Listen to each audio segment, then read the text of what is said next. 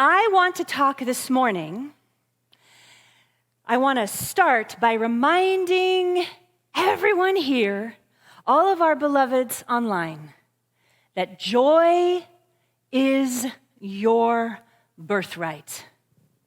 Joy, right now, July 2022, in the United States of America, and wherever it is that you are watching us from, joy is your birthright.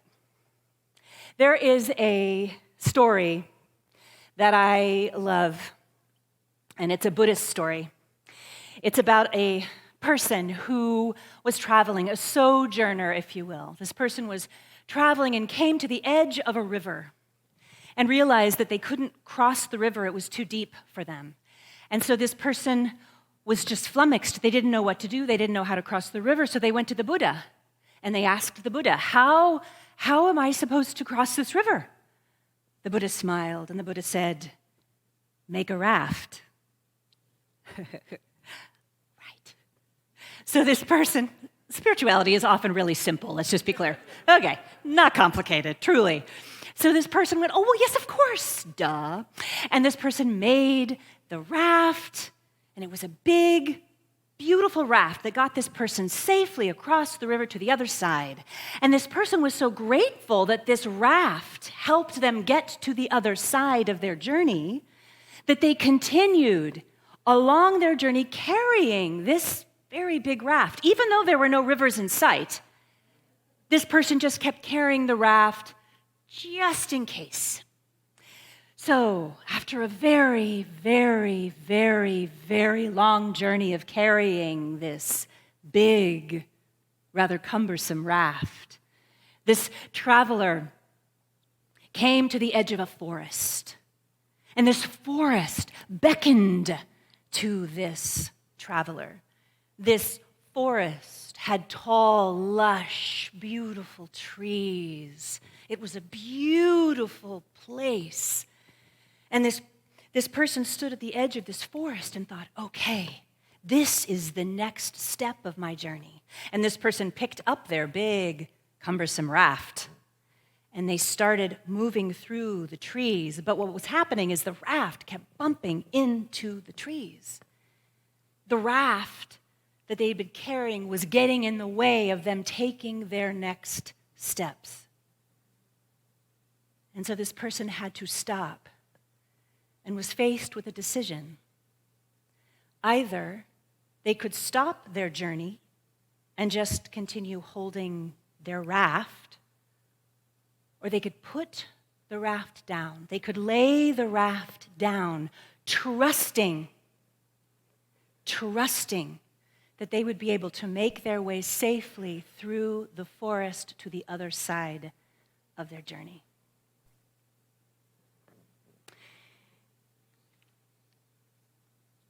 Now, this begs the question for all of us. Is there a raft that you have been carrying around that has helped you in the past, but that is no longer serving you? In fact, could this raft actually be hindering your progress forward? And what is that raft for you? And are you willing to lay it down so that you can move forward? That raft could be an old idea about something or old patterns. It could be old behaviors or relationships that served you at one time but that are now getting in the way of your soul growth. What is that raft for you? Note to self, we all have one. We all have one. And it may be very true that that raft served or supported you for a time in your life, for a season in your life. Not all, but some do. Some actually had great value for you. Some rafts might have even been lifesavers for you. And so it behooves us then, there is great value then to bless that raft with gratitude as you lay it down. No need for drama with this. And I mean that. That is a choice, of course. Sometimes folks unconsciously create drama thinking that it will make putting the raft down easier. Do you know what I'm talking about? Anybody? Right? The spiritual truth, the fact of the matter is, it doesn't. Creating drama in order to lay that raft down, let that thing go, does not serve, it does not help. You have an opportunity to be spiritually mature here and to recognize the value that it gave you, maybe even the huge importance that it was in your life for a season. But taking the next step often requires that we lay down what we no longer need to carry. Because if we don't lay it down, we can end up abandoning ourselves. The great news, though, is that with each step we take, after we lay that thing down, with each step we take moving forward, we are never alone. I love the line from the Hebrew scripture in Genesis. It's so beautiful. It says, "I am with you and will keep you wherever you go." I am with you and will keep you wherever you go. We are never alone as we make our journey forward, as we take each step in our life. Today I'm talking about moving forward in your life, growing and expanding. Taking the next step is my talk title today. However big or small that step may be, so that ultimately you can experience more joy in your life. That's the reason for these steps, you see? That's the reason for spiritual growth, so that you can experience more joy, more harmony, more peace, and then be a beacon for that out into the world. And in my experience, along our path, us humans vacillate between 3 categories. Are you ready?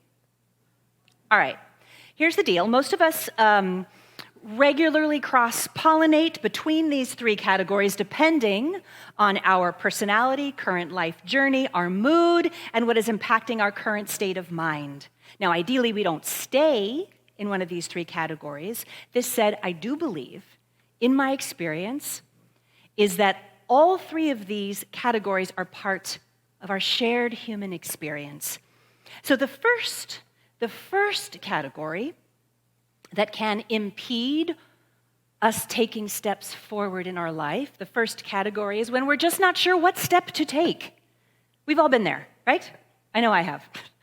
And this can end up causing a feeling of inertia, of frustration or stuckness, of overwhelm. When we experience this, we just can't get in touch with what our soul is calling us towards. This is when we have that feeling of stuckness. And as a result, we can either stay in the energy of frustration, sometimes we go into denial or addiction, or just a kind of numbed out neutrality. My friends, we are not here to be numbed out or neutral. Know that. But it's very easy to sort of slip into this feeling of stuckness. Many of us experienced this in 2020. Are you with me? Lockdown, right? What an opportunity to get to have that experience and move through it. Wayne Dyer, bless him, Wayne Dyer wrote, "Taking action is how we increase our connectedness to spirit." Taking action is how we increase our connectedness to spirit. So let me connect some dots here for you. If you are in that sort of meh feeling, or that kind of I have no clue, I don't know what I'm supposed to do space, I get it, I've been there, here is the deal. God, love, source, is not stagnant. There's nothing meh about God, right? And so when we are meh, often what is happening is we have forgotten our spiritual truth. Spirit, the divine, is active. And we are always being called into this flow of divine activity. Look at creation. It doesn't ever stop creating. Creation is constantly creating. All we need to do is look outside. It's always, even in the depths of winter, there is so much activity happening under the cold earth. Now, just because spirit is active, that does not mean that we are supposed to be busy. Far from it. It's quite different energetically. The thing is spirit is what animates us.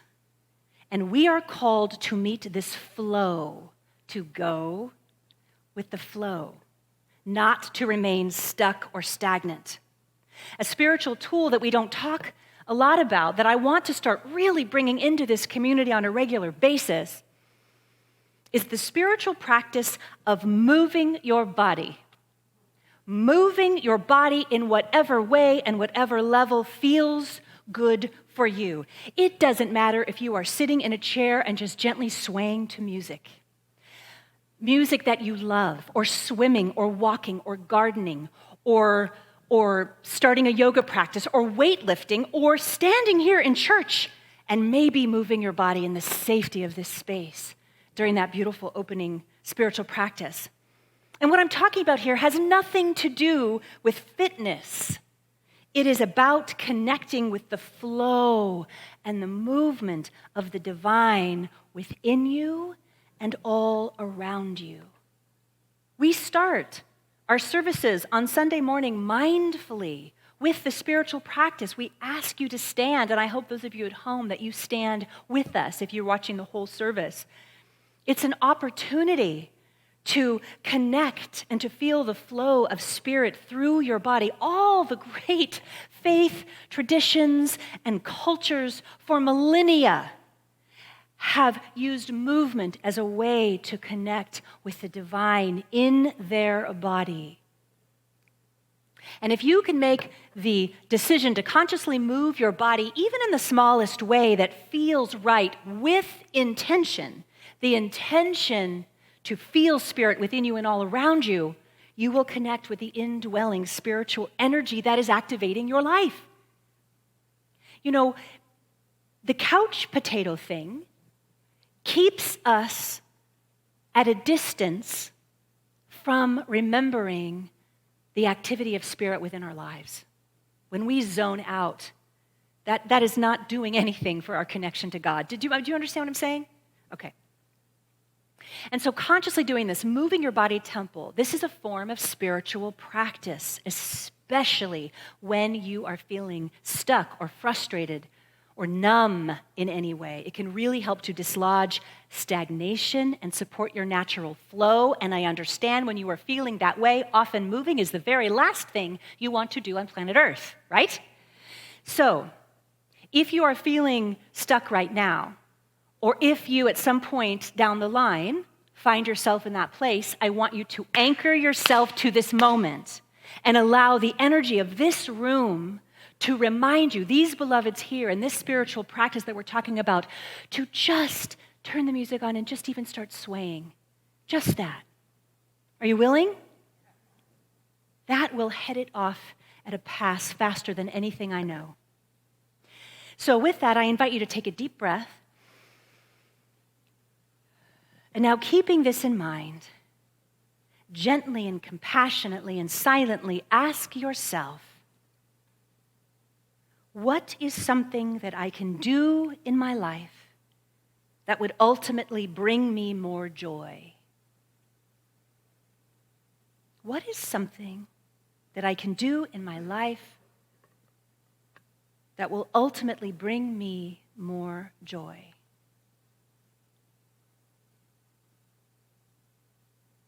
And what raft do I need to lay down to make that happen?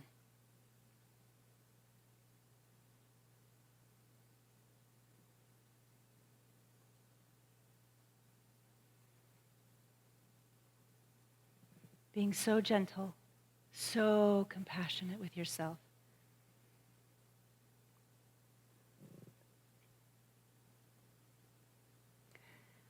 I invite you to take another deep breath in and return to me in this moment. Now, the next category, the second category that can hinder us when we are trying to take the next step in our life is dun dun dun dun, perfectionism. Fear of failure. Nobody here said no one ever. We have all either swam in the deep end of perfectionism or certainly at least dipped our toe in it from time to time in our lives. Yes? Okay. So this universal shared human experience is both so very common and so very sad. The unconscious and often ingrained until it is healed protective mechanism of perfectionism is a tape that is often playing out from early childhood or adolescence or early adulthood. And all perfectionism does is keep us small and isolated. That is it. That's it. Perfectionism and fear of failure are our ego's most prized possessions. Most prized possessions. Our ego thinks that it's keeping us safe. But the saddest thing is that when we stay imprisoned in that form of dysfunction, it prevents us from taking our next right steps forward. My friends, the perfectionist would still be back at the edge of the river trying to figure out the best design for the raft, making many blueprints, but not yet quite lifting a finger, or maybe creating the raft and then dismantling the raft and doing it again because it needed to be just right. Anybody? Okay. We humans are so funny, aren't we? We do that all the time. We do that all the time, and all it does is rob us of our joy. It robs us of the ability to move forward. If you struggle with perfectionist tendencies in any way, I highly recommend Brené Brown's book, The Gifts of Imperfection. And if you've read it, I invite you to reread it. In it, she writes, perfectionism is not the same thing as striving to be your best. It's a shield. It's a 20-ton shield that we lug around, thinking it will protect us, when in fact, it's the thing that's really preventing us from flight.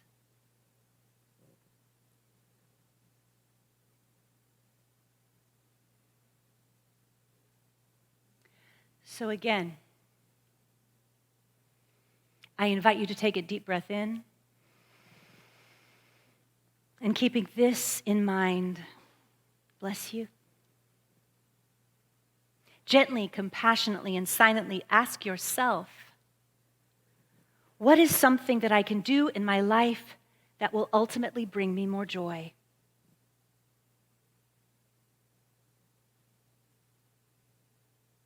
And what raft do I need to lay down to make that happen?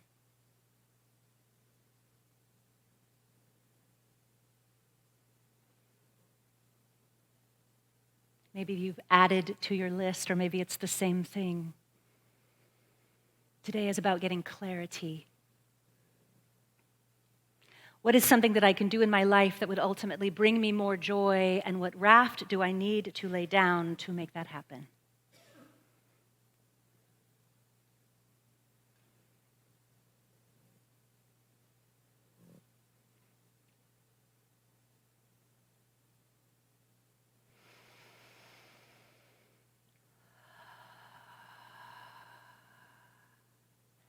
I now invite you to take another deep breath in and return to me as I move into the third and final characteristic of us humans when it comes to taking next steps. Some of us can get, shall we say, distracted. There's a very old Russian proverb that says, if you chase two rabbits, you will not catch either one.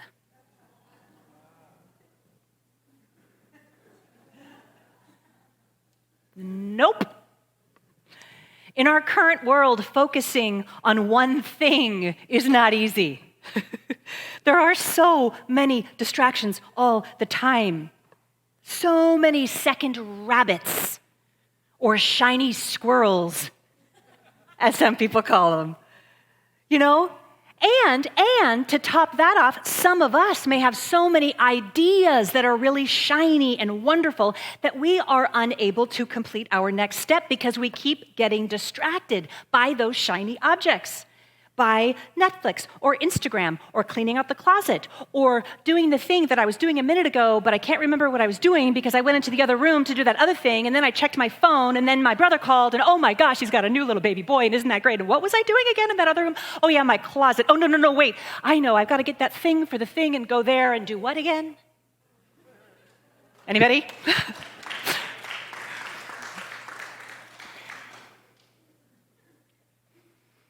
We can all feel like we have multiple plates in the air. And I am certainly from the era of this idea that multitasking was a good thing. Remember when that was like cool? When the ability to multitask was somehow a badge of honor, which we now know is completely incorrect. In fact, there is a study called Multi-Costs of Multitasking by Kevin Modori and Anthony Wagner, and they explain the scientific study of multitasking over the past few decades has revealed that, in fact, we inflate our perceived ability to multitask. There is little correlation with our actual ability in this. In fact, they say, multitasking is almost always a misnomer, as the human mind and brain lack the architecture to perform two or more tasks simultaneously. Oh, okay. I had to stop for a second. It's like, gosh. They go on. When it comes to brain functioning, it's more accurate to use the term switch tasking instead of multitasking, because that is what the human brain does. It switches tasks. It does not multitask. And so then I started thinking about this because, here in New Thought, in our metaphysical teaching, we understand that what we focus on increases. Where we put our attention, whatever we place our attention on, it grows that. Good or not so good. So we always want to be mindful about what it is that we are placing our attention on repetitively. Because when we are consistent in our focus on whatever that thing is, and we hone in on it, it will grow. Always, always, always. This is ancient wisdom. This is also modern science. Now, if you find yourself in this category, maybe a lot, or you dip into it, fear not, there is a spiritual solution, I promise. It is one of the greatest gifts that you can give yourself. We teach it here, we talk about it all the time, and it is the gift of a regular meditation practice. Can you all take a deep breath and just, how good that is, this idea of a regular meditation practice. Even just the breath slowed everything down, didn't it? Didn't it? And when I say a meditation practice, I know that there are many sweet squirrels out here who are saying, no meditation for me. I get it. I was one of them for a very long time. When I was taking my prerequisites, my certified classes to become a practitioner, I had to take treatment of meditation twice. I had to take meditation twice because it was just hard. It was hard for me. It took me a long time, and now I cannot live without it. Are you kidding me? Even just a breath.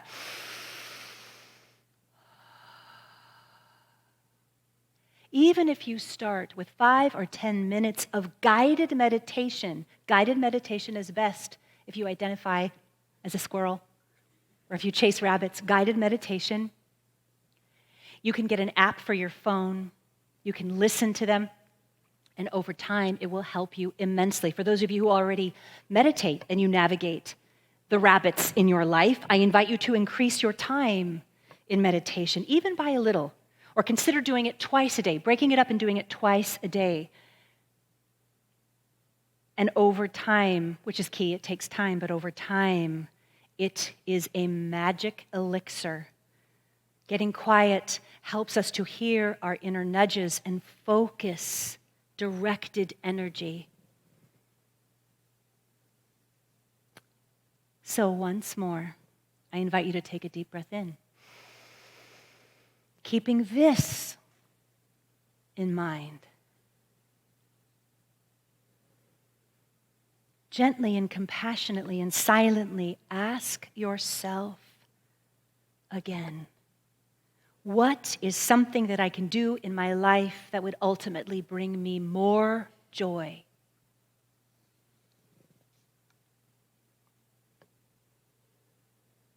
And what raft do I need to lay down to make this happen?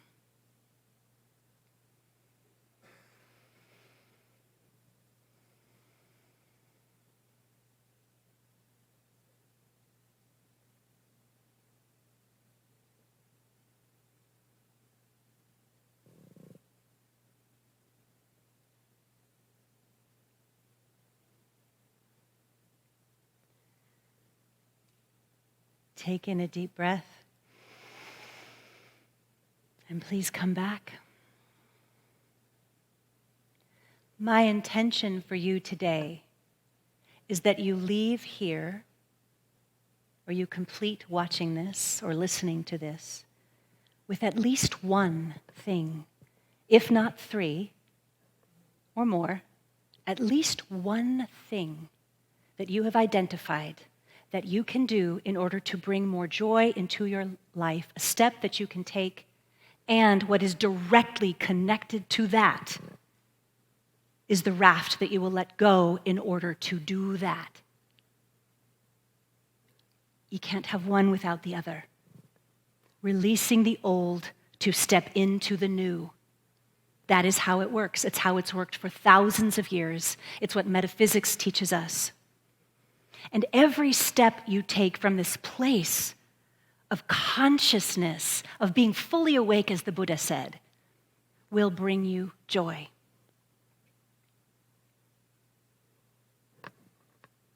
I've been reading Jaya John's book, Fragrance After Rain. It is bringing me joy. That was the excerpt of the reading that we had earlier from Diane. Thank you again, Diane. Was from his book. And in it, Dr. Jaya writes, have you worked out your joy today?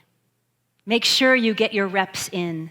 In a depressed, anxious world, you can train your brain for joy. Your brain is eminently teachable, a faithful student. It develops an appetite for the thoughts you feed it. Live each moment from the pain to the passion as though it is a miracle.